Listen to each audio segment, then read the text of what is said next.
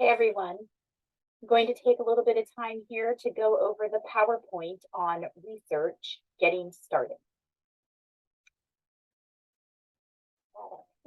Okay, so we are turning our attention towards the course project in that, we've already looked at sort of basic essay writing skills in weeks 1 and 2.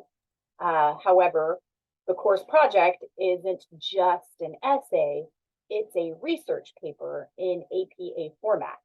And even though it seems like we probably rushed through the lessons in the first 2 weeks of the course, experience shows that students typically need more help learning how to properly conduct research, how to properly use their sources, how to draft a research paper, how to cite their sources properly, how to use APA format, all of that.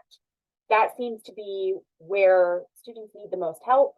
And so that is why we are already focusing our attention on the course project.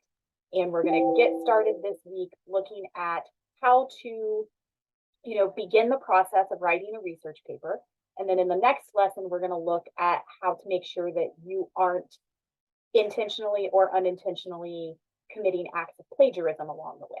2 very important lessons to sort of set the tone and build a foundation for everything else you'll do as you work on the course project. All right, so first thing we have here is a little flow chart that kind of symbolizes a typical research process. Right, so we have sort of our first stage up here at the top in light blue, right? And this is getting started. This is where you need to review the assignment to make sure that you understand exactly what is expected of you, where you need to choose your subject, right? Choose your topic, narrow the focus of that topic, and then you also need to consider your resources in terms of how best to get the project completed. And resources doesn't just mean sources. Time is a resource as well.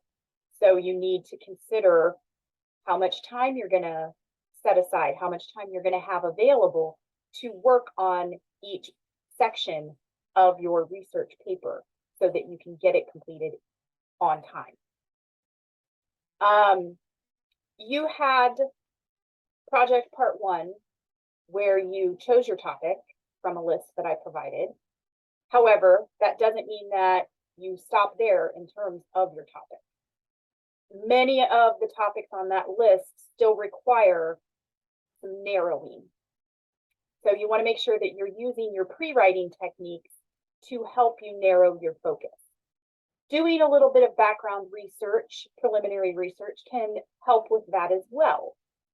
That's not necessarily research that you're going to use in the actual paper, but really more just getting a feel for what is out there on your topic and getting a feel for where you specifically want to take the topic.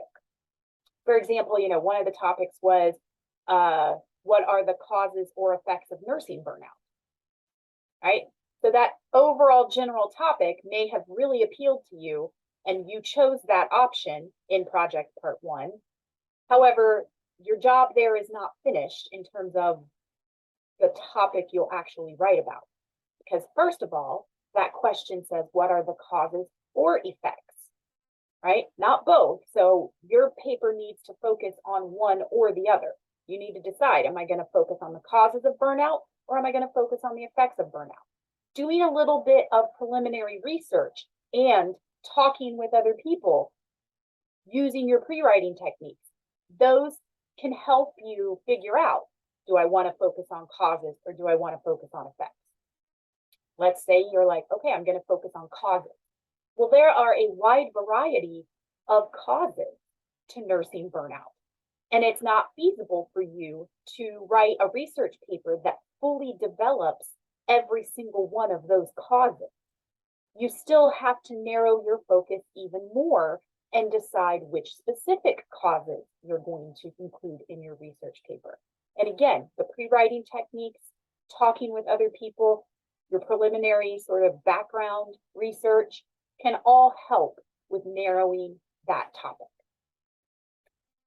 Once you're there though, right, you have your narrowed topic, or at least, you're pretty close to figuring out what you want the narrowed focus to be, then you're going to start planning your research, which is sort of the next step, right? You're narrowing the topic. You're going to form a research question or a working thesis statement. It might be in the form of a question in the beginning, but remember, a thesis statement cannot be a question. So by the time you get to your rough draft of your research paper, that question needs to be turned into a statement. But a question can help in the beginning because it is kind of open-ended and it allows you to see where you want to take the thesis. All right. You may already have a really good idea of where you want to take the paper. And so you may not need to form it in a question at all. You may already have a working thesis statement in mind. That's fine, right? But then you're going to develop your research plan. And that's, what kind of sources are you going to look for? When are you going to look for your sources? When are you going to work on project part 2? When are you going to work on the rough draft, which is project part 3? How are you going to keep track of your sources? How are you going to keep track of your ideas? It's coming up with a plan and doing your best to stick to it can really help you along the way, right? You're also going to want to start thinking about what type of keywords you're going to use to research your topic. All right, so that's all in the planning stage. Then you're actually going to get to conducting the research, right? This section here in green, and it has sort of the most little sub ideas underneath it. So you're going to perhaps conduct primary research. Some of the topics that were available to choose from, you actually could do some primary research with some of them. And primary research is where, you're not going and reading about the topic. You are observing, you're interviewing, you're doing surveys, probably not experiments with any of the topics that you had to choose from, but you could definitely, depending on where you work, there might be opportunities to observe, definitely opportunities to interview, and even amongst your coworkers or your classmates, there's the opportunity to conduct surveys, right? So that is primary research, where you are literally forming it and collecting it. And then you got to analyze that, right? Make sure you're getting useful information. More than likely, though, most of you are going to conduct your research in this manner over here, which is secondary research. Reading books, reading magazines, reading journals, reading any of those elements online or just websites online, searching through catalogs, databases, things like that. That is probably where most of you will conduct your research, is here under secondary research. But don't count out primary research if the opportunity presents itself. But no matter what, whether you're doing both of these or if you're just staying over here in this category, you want to make sure that you're sort of adhering to this middle column. No matter how you're doing your research, take careful notes.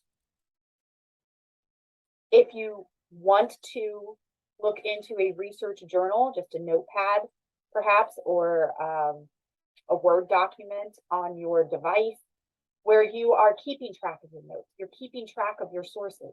So that way everything is in one place. You're also not forgetting things.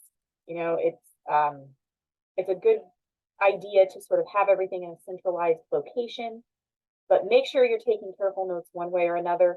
Make sure that you are using a working bibliography. Later on in this lesson, we're going to refer to it as an annotated bibliography, and you will actually be required to provide that in project part 2, but it's good to start right from the beginning. As soon as you start doing research and looking at sources, document the sources, right? Put down the title, the author, where you found it, summarize it. What kind of information was in that source? So that way you have a way to track where you found your information. This can be helpful because, especially if you're looking at a lot of different sources, it can start to get confusing as to where you found specific information. But if you have summarized each item and even made a little note for yourself, like, I really like this section, it seems like it could be really useful, then you know exactly which source to go back to once you start drafting and are trying to incorporate the information from that source. Really useful to have. Then you want to make sure that you are,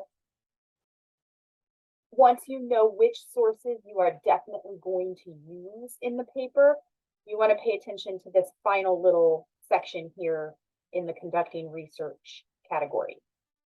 You want to make sure that you are taking good notes from your source and that you know if the information that you have typed out or written down, have you summarized that source? Have you paraphrased that source? Or is what you wrote down word for word from that source, a direct quote? Because you need to know, you need to make sure that you remember how you have taken that information. And there's 3 different ways to do it. We're going to talk more specifically about each of those 3 ways, but I'm just letting you know that that's, once you understand more what summary is, what what direct quote is, you want to make sure that you are keeping track of that as you work with your sources so that you are clear whether or not you have summarized it, paraphrased it, or direct quoted it, because you don't want to run the risk of plagiarism, which we will also be talking about.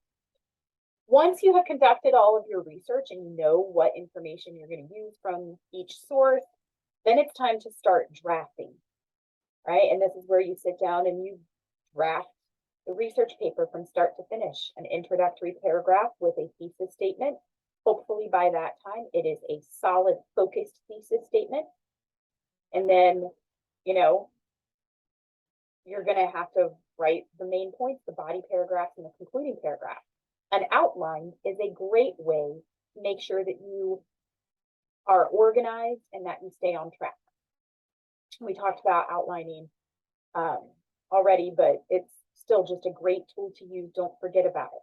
A lot of students, one of their concerns before they start working on an essay, I get this a lot, they're concerned about making sure that they don't go off track, that they stick to their focus and they stick to their main points, and that they aren't wandering off, that their train of thought doesn't go off the tracks.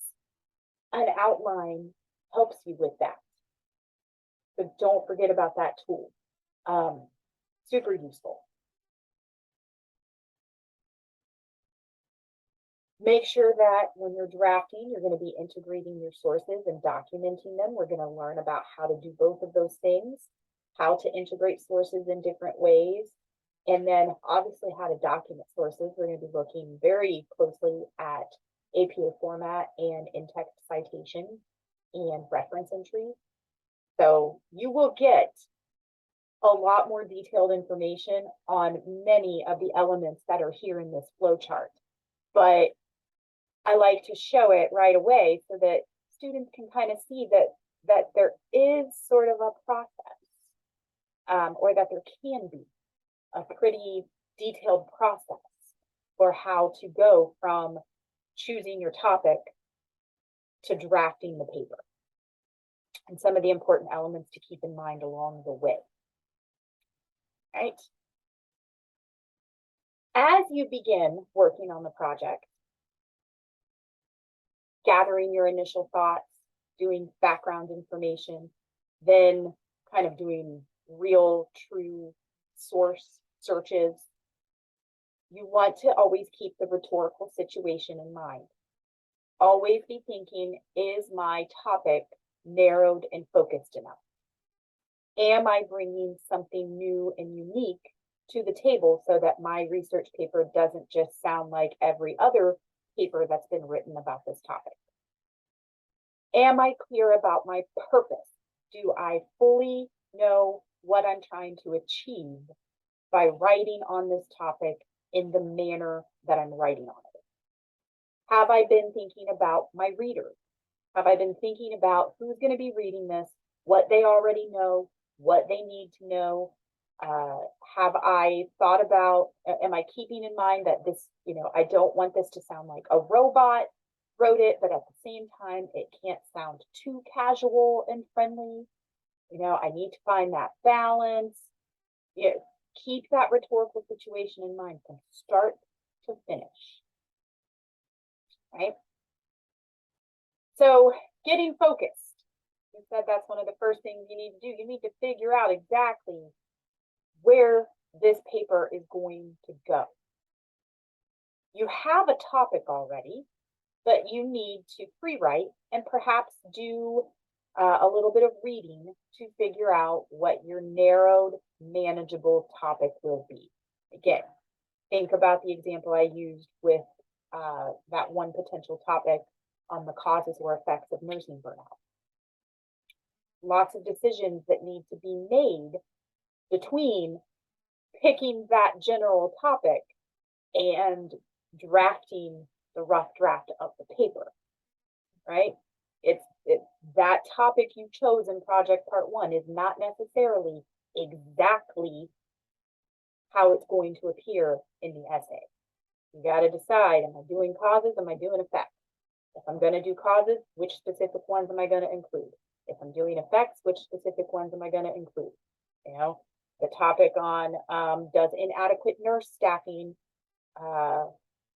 put patients at risk? Okay. Do I think where am I going to go with that? Does inadequate nurse staffing put patients at risk? Yes, it does. Okay. Why? How does it put patients at risk? What are they at risk for? And there's a lot of different ways that, understaffing can put patients at risk. You have to decide which specific risks am I going to include in this paper. So there's still work to be done in terms of narrowing your focus. Use your pre-writing techniques, read about the topic, look on the internet, talk with your classmates, talk with your coworkers, talk with your instructors, right? And get a better handle on specifically what is going to be included in your essay. Think about questions that you hope to answer. This is the second thing you can do to help get focused. Brainstorm questions about your topic. Simple questions and more complex questions. Main questions and secondary questions. Those questions, they're not going to show up in your paper, but they help you form a better idea of what you're hoping to find out about your topic. And you may already have some answers based on your knowledge and experience up to this point. Then the third aspect of getting focused is coming up with your working thesis statement. It is tentative, it is not set in stone, but you need a working thesis statement to get you started and to point you in the right direction so that you're not all over the place and kind of spending so much time on ideas and aspects of the topic that aren't really going to be included. The more focused you are from the beginning, the less time you'll waste on aspects of the general topic that aren't even going to make it into your paper, right? All right. Once you have sort of gained your focus and you have a better idea of exactly where you want the topic to go, it's time to start conducting research. There are 3 different types of sources that are out there. We have primary sources, which is firsthand information. So this could be observations, interviews, surveys. It's the strength of this is that it is tailored information. If you are going to interview someone you can come up with the exact questions that you want answered, and it's tailored to your narrowed topic. It is time consuming. It does require you to organize and coordinate with other people more than likely, but it's a really useful tool. And I would especially encourage you to use primary sources like that if they are readily available to you. If you work in a facility and you know that there is someone there that you could talk to who would have a lot of knowledge and a lot of experience about burnout, or a lot of knowledge about inadequate staffing, or knowledge about music therapy or art therapy, whatever topic you chose, if you have people around you, use them to your advantage. Coworkers, instructors, bosses, right? So think about whether or not you have a fairly easy ability to conduct primary research. It is not a requirement, because I know that's not easy for everyone. Not everyone is in a position where they can just, quickly and easily interview someone or hand out a survey. So it is not a requirement, but if it's there, use it. Secondary sources are where most of you are going to exist within your research. This is one step removed. So these are scholarly studies, journal articles, documentaries. They do contain quality information and usually sort of expert analysis. But the weakness there is that it can be time consuming trying to find exactly what you're looking for. But we're going to look here in just a few moments at some ways to make that process a little easier, so that you are getting better results right away and not having to sift through a lot of really useless stuff. But that is probably where most of you will be doing your research, with secondary sources. Tertiary sources are reports of reports or magazines, Wikipedia. Don't use Wikipedia as a main source. You can use it to sort of do background information and get some general ideas about your topic, but that's it. Magazines, same way. They're not necessarily held to the same standards that journals are. The good thing about those, though, is they're easy to find, easy to read, and they are a good starting point. But the weakness is the reliability. So you really don't want to be using tertiary sources in the actual paper, right? Okay. You know the difference between 3 levels of sources. Now you want to start thinking of a plan of attack for your research. You want to choose the methods of research that you are most likely going to use. Are you going to do any background research? Do you need to do any of that? Set aside time for it. Are you going to do any primary research? If so, set up a time for it. Are you going to need to go to the library? Set aside time for it. Is most of your research going to be done on the internet? Make sure you have planned times for doing that research. Make sure that you are organized and set up to do the research, right? Figure out when you're going to do each of these things. Think about establishing a schedule for yourself in some way and trying to stick to it as much as possible. Think about other types of sources that we've got personal direct resources, like I said, kind of interviewing or observing, reference workbooks, periodicals, and news sources.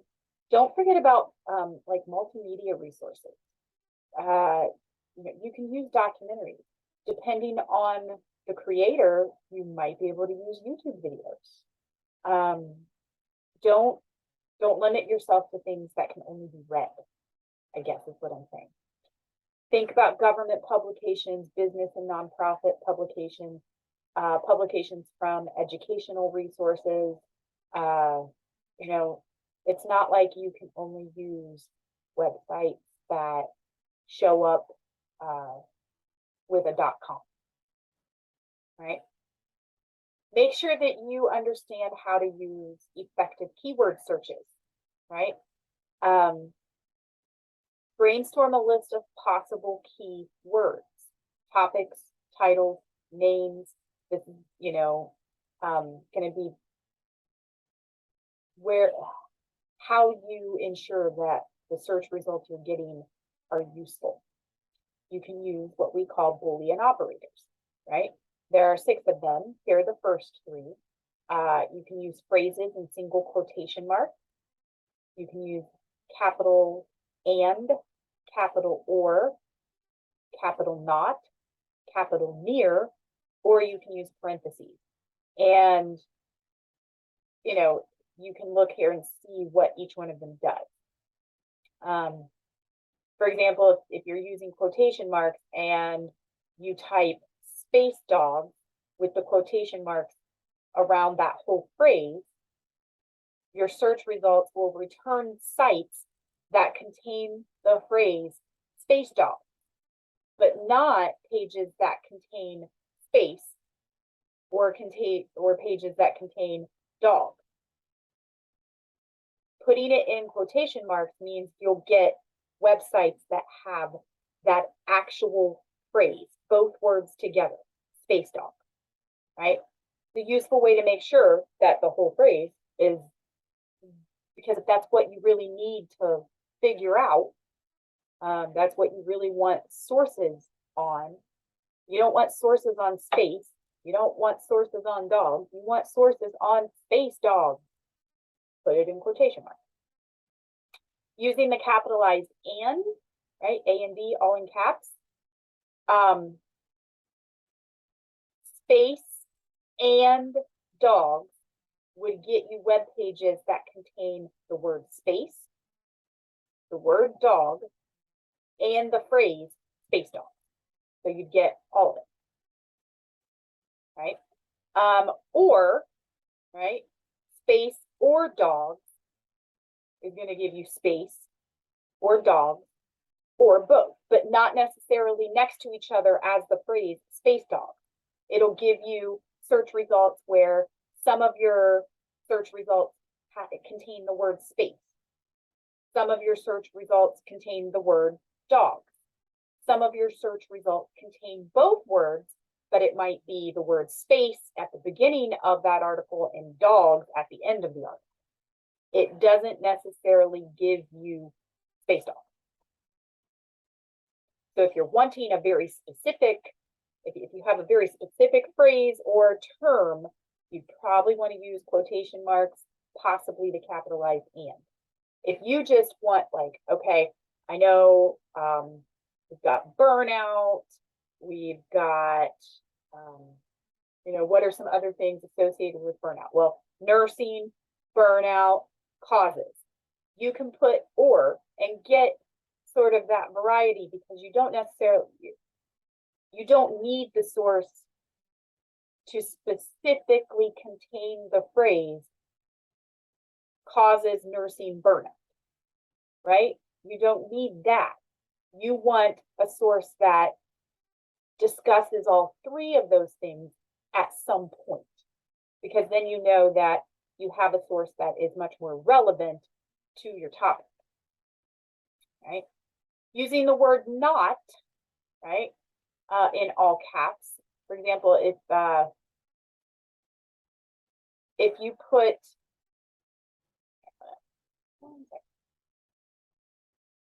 right, if you want to sort of exclude something that would be commonly associated with the term you're searching, you can do that. So for instance, typing dog, not Chihuahua, would only give you search results that contain the word dog, but don't contain the word Chihuahua. You can use the word near, right? if you type space and near dogs, it's going to give you search results where those two words appear pretty close together, like within 10 to 25 words of each other. So that's another useful one where you don't need the source to contain an exactly worded phrase, but you want to make sure that it's relevant. So, I put these two words probably need to appear somewhat close by each other so that I know I'm getting a source that is useful to me. Right? You can also use parentheses, space or dog, not parentheses, poodle or chihuahua, is going to give you entries with the word space, dog, space and dog, but is not going to have poodle or chihuahua. You can get very specific using these Boolean operators. And the better you get at using them, the quicker it is to find relevant sources and not waste your time scrolling, or not waste your time clicking on each one to see if there's like a summary or an abstract or something that you can read that lets you know, will this source even be relevant? Should I even bother reading it? Using the Boolean operators can get you to a point where anything that shows up on your search results is probably useful in some way, or at least not a complete waste of time, right? So they're here, come back to them, write them down if you want to. That way you don't have to come back to the PowerPoint. You can always find them online though. I didn't come up with these Boolean operators. That's what they are. So you can always look them up on the internet too. Not like you have to memorize exactly what each of the 6 is and how to use them exactly. You can always, find that information out, but they're super useful. That just takes some getting used to though, doing it correctly. As you are finding sources, you also want to make sure that you are engaging and evaluating your sources, right? Not necessarily right away, but you're using your Boolean operators and you're finding, relevant sources that you can use. And you go to the first search result and it's like, oh yeah, this is a good one. There's a good chance I'm going to use this one. So you make a note of it. You go to the second result that was on your search list and it's like, maybe I'll use that one. Make a note of it, right? But any source that you are actually considering using in the paper, whether it's a possible source or a for sure source, you want to make sure that you are engaging and evaluating them. You want to think about it. You don't just want to blindly read it.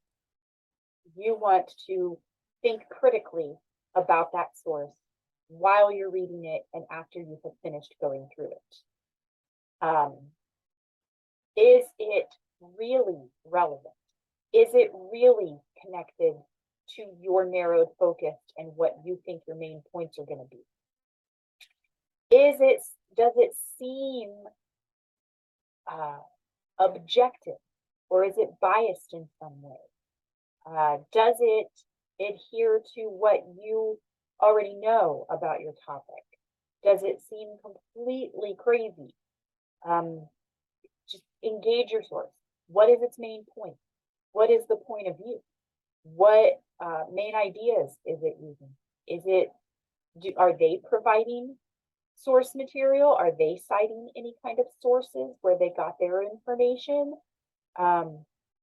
Rate the reliability and the depth. Is this just a surface level summary of this topic, or does it really get into the finer points of the discussion? Who wrote it? Is the author credible? Is the organization credible? Has it been peer reviewed? Right? And you'll do that for print sources and online sources. Print sources are a little easier to evaluate. Usually if something gets published in print, there's a good chance it's credible, not a guarantee, but it is a lot easier to figure out. Online sources, you have to be very careful, but it is even more important to make sure that you are rating the reliability of online sources. But the whole idea here is that you're not just blindly picking sources, and that you're not just mindlessly reading them and focusing in on just like one or two things that the source says that you think goes with what you're trying to say. Make sure that you are fully reading the source, that you're fully understanding it, that you are thinking critically about it, and determining whether it is acceptable and proper to use it in your paper, right? But before you waste too much time, I want to make sure that you understand the best ways to engage your source. And yes, you do want to read it carefully, but again, search results can be plentiful, and you don't necessarily want to read every single one carefully and critically. So first, test each source to see if it's worth reading. How closely related is it to your topic? Is it too basic? Is it overly complex, or is it just right? What would using this source do to the overall balance of my sources? Maybe I could skim it, right? Before I try to read it in depth, look at, if it's broken down into sections, look at what the main sections are. Review the author information. If there's an abstract, read the abstract. That can give you a good idea if this source is even close to something that would be usable and relevant and useful to you. And if it's not, don't waste your time reading it and engaging further with it, right? If you have decided, yes, this seems like a source that I could possibly use. It seems like, as of right now, just, looking at it and skimming it, seems like it could be useful. Then you read it. Then you read with an open mind, but not an empty mind. So this is where we think critically, not mindlessly, right? Note the purpose and audience, what's clear, what's confusing. Think about your working thesis statement and how closely this source relates to that working thesis statement. Record your reactions. How might you use this source? If you ultimately decide that you're going to use it, or if you ultimately decide you're not going to use it, does this source lead you to other sources? Is there a work cited on the web page or at the end of the article that could lead you to sources that you are going to use? Don't count your sources out completely just because it doesn't seem like it's going to work as a direct source in the paper. It can lead you to other good things. Pay attention to the citations and the reference entries, because you could then go to those articles as well. All right. Kind of already talked about looking at the reliability and the depth. This is one I wanted to look at. When you are evaluating those sources to make sure that they are appropriate to be used, think about who the author is. Try to find out if they are credible. Try to find out if where it's published is reliable, whether it's in print or online. Is the discussion unbiased? You want to aim for sources that are unbiased. If there is a source that you really want to use and it's clear that it does have a bias, then you need to let your reader know that in your paper when it comes time to refer to that source. Is the information current? You don't want information that is 10, 15 years old, right? Especially things in the healthcare field, they change pretty quickly. So you want to make sure that you're using up-to-date research. Is the information accurate to the best of your knowledge? If you have a source, let's say you've read 5 sources, 4 of those sources kind of take one angle, and then you have a 5th source that says the complete opposite, just in total disagreement. You need to figure out why there is such a stark contrast, why this 5th source is so out of alignment with the others. That's not to say that just because these 4 agree and this 5th one disagrees, that those 4 are automatically on the right track. That's not necessarily true. But the fact that there is such a stark difference needs to be investigated. Which one is accurate? Does the piece provide full logical support? Or is it exaggerated? Is it based on a lot of emotion instead of research and facts? Is it full logical support? Is the quality up to standards? If it's, the writing quality, and if it's, especially if it's a website, the design, you can tell sometimes when the source you're looking at is really not all that credible because the website it's on is not very good. The writing is not very good. Lots of errors, lots of mistakes. You also want to make sure that, you're not getting caught in a masquerade site, which is a site that appears to be valid and serious, but is either spammy or scammy or satire, right? I've had a few, not since I've been teaching here, but in the past, I have had, unfortunately, a couple of students who unknowingly used satirical websites as part of their research paper. So like The Onion, right? Everything that they publish on The Onion is supposed to be funny. It sounds serious, but it's supposed to be funny. And it's not real. It's not accurate necessarily. So you have to make sure that the websites that you're using are legitimate, right?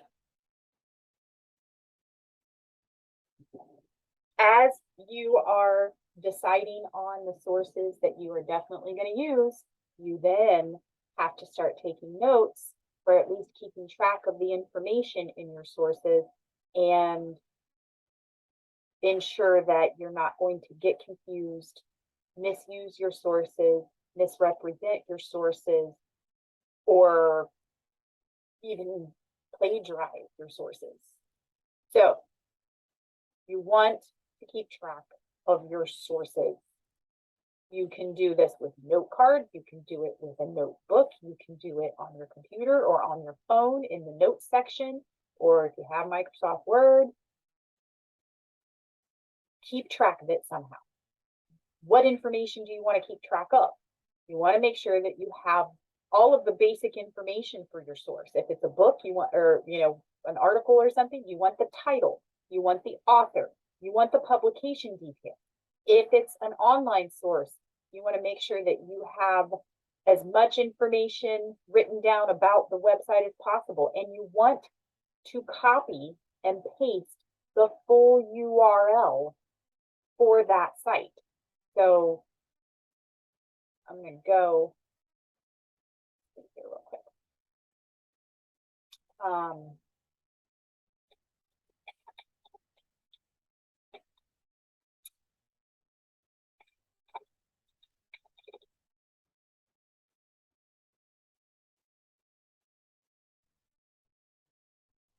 Okay. Let's show you guys. Okay. So let's say I was doing a research paper on colon cancer, right? And I'm here on this page from the Mayo Clinic. We've got This right here, where is like their main homepage, right? mayoclinic.org. I don't want to just copy that URL because that just takes me here to the homepage. I don't know where to, how did I get to that article? I don't know. This only brought me to the homepage. That does me no good. I want this URL up here on the exact page I read the information off of. So that way, if I copy and paste this URL into my notes, when I click on it, it takes me back to this exact spot. Not over here to the home page where it really does me no good. It takes me exactly where I was when I read the information that I felt I wanted to use in my paper. All right. You're going to need that for your working bibliography to make sure that you are keeping track of your sources properly. You're going to need it though for your reference entry on the actual paper too. At the end of your paper, your reference entry list. So get in the habit of that. But you want to make sure that you know exactly how to get back to that exact source to find the exact information that drew you to that source, the whole reason that you chose to use that source in the first place. If you keep a good note-taking system and a good keeping track of those sources, it makes life so much easier. You can also annotate the source. You're going to do this in project part 2. Annotating the source means create the reference entry for the source in APA format, exactly how it would look on the references page at the end of your research paper. Create the entry. It's there. It's done. And you have all the information you need, like up here, to get back to that exact spot of that source. Jot down a couple sentences that summarize the source. That way you can easily look at that source, look at that reference entry and think, okay, I remember reading it. I remember going to this website, not quite sure what it was about. If you have included a few sentences that summarized that source, you will immediately remember. Also jot down a couple of sentences explaining why you even wanted to use that source. What information were you thinking was going to make it into your essay? How were you planning on using that source? If you have this annotated source, you have a lot of really useful, helpful information. Not only are you keeping track of your potential sources, but now you have given yourself reminders about each source so that you don't forget, so that you don't get confused, so that you don't mix things up, and so that you don't have to waste time finding what you're looking for. You have given yourself a little helpful reminder from the beginning, and it makes things so much easier. So, annotate. Now, what about the actual information from the sources? You want to develop good note-taking strategy. Only record useful, relevant information. Or if you've printed something and you can highlight it, only highlight useful, relevant information. You're only supposed to use your sources to support your own main points, your own ideas. You are not going to be using sentences and paragraphs from your sources. You shouldn't be. You'll have some issues if you do. So only record, only take notes on what is specifically useful about that source. Make sure it's accurate. Make sure that you have accurately summarized the source or paraphrased it or direct quoted. Make sure that you clearly show where you got your information when you're taking your notes. Have a good note-taking strategy. Have it on paper, or you can have it on a note card, or you can have it on your computer. You can copy and paste and save things and then annotate them. You can use a wide variety of techniques, but you want a centralized location where that you are taking useful, relevant notes on your sources. How can you then use your sources? There are 3 ways, and we're going to go over these 3 ways in more detail in future lessons. You can summarize your source. Summarizing is sort of just capturing the overall main idea. It's going to be much shorter than the original source. So I could have an article that's 4 pages long, and if I provide a summary of that article, that summary is probably only going to be a short paragraph, capturing the overall main idea. Everything about a summary should be in your own words. There should be no commentary in the summary. It's just literally a summary of the main idea. Not your thoughts, not your opinions, nothing like that. No assessment of it, no judgment of it, right? Paraphrasing is where you're going to take a smaller section of the source and you're going to express that information in a completely different way. So maybe you're looking at a paragraph or a section of the source. You don't really care about what comes before it. You don't really care about what comes after it, but this particular section of this source is super useful to you. This one paragraph, there's a section that is super useful. You could paraphrase that and put it in your own words. You're going to say the same thing in a completely different way. That's paraphrasing. Direct quoting is where you take something word for word from the source, and then you have to put it in quotation marks.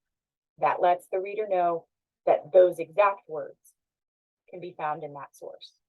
Again, we're going to learn more about all 3 ways you can use your sources, but I like to throw it out there now because a lot of students think that it's always got to be a direct quote, and that's not true. You can summarize a source and still use it and still have it be considered one of your sources that you're using in the essay, especially if it's something on the shorter side, something on a website or whatnot. You don't necessarily have to choose super long sources and then only use direct quotes from them.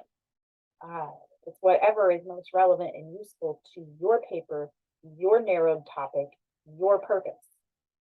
But make sure that you start to become familiar with these 3 methods of using source material. Keep it in mind. Again, I know you may not understand exactly what each one consists of or how to do each one. We will be learning that, but just keep in mind from the get-go that not everything has to be a direct quote. In fact, very little of it should be. Practice ethical research, please. Do the research and write the paper yourself. Don't fudge or twist the facts. Treat source material fairly. If you maintain an accurate working bibliography, or especially a working annotated bibliography, where you're keeping track of each source, the reference entry, a little summary, a little reminder of how you planned to use that source, that can help you avoid unintentional plagiarism. As you're taking notes, distinguishing between the source material and your own ideas, because you might be writing about this source and be like, this person, Dr. So-and-so says, blah, blah, blah, blah, blah, blah. And I think that's a really interesting idea. And then you add on to it. You need to make sure that you are distinguishing between what information you found in that source and what ideas you have added onto it. Distinguish between source material and your own thoughts. Transfer source material carefully when you are taking notes and when you are drafting. Make sure that you are getting things exactly right. Take your time. Those things will help you avoid unintentional plagiarism. Preventing internet plagiarism goes along with this, though. Treat any website, any online source, just like you would a print source. They are all sources. It doesn't matter what type of source it is. You have to make sure you're keeping track of it. You have to make sure that you are distinguishing between summary, paraphrase, and direct quote, all of it. And don't forget to copy down the full URL. You never want to take someone, like because in a reference entry at the end of your paper, if it's an online source, you have to provide the URL in the reference entry so that your reader can then be like, oh, I want to read this source myself. Let me click on this link and it will take me to that source. You never want to take your reader to the home page of a website. You want to take them to the exact location of that source. Get familiar with copying and pasting full URL. I don't suggest doing it manually because some URLs are ridiculously long. You want to get into the habit, like I showed you here. You want to get into the habit of coming up here to the address bar, highlighting the whole thing, right click, copy, and then paste it into your document where you're keeping track of your sources. Because it can be very, this one actually isn't even that bad. They can go all the way across and it seems like they never end. I think that's it. Yes. So some basic information on getting started with your research, things to consider along the way, tips and tricks for making the research process as painless and efficient as possible. If you have questions, definitely reach out. Otherwise, you're free to go ahead and move on to the next thing.